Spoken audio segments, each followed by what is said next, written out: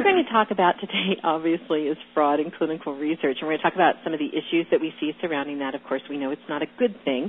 We're also going to look at some of the recent cases that we've seen, but really focusing on how we can work on trying to detect and deter fraud.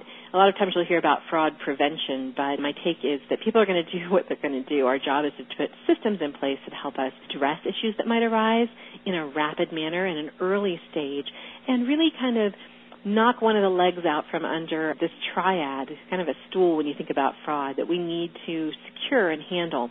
We'll talk in greater detail about that in terms of the expectations, the personalities, those sort of things that might be involved in fraudulent acts. We'll also focus on how you structure things, keeping in mind that fraud is a legal term, so we're going to look mostly at misconduct, so to speak. So we're going to talk about definitions and elements of fraud or the fraudulent act. Typically, we see noncompliance defined as the failure or refusal to comply, the failure or refusal to conform and adapt one's actions to a regulation or requirement.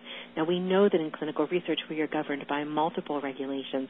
We're governed by the protocol, which is our requirement, any sort of guidelines that we use, such as ICH E6, anything else that we might use to support the conduct of our studies, that we're going to be holding individuals accountable for those.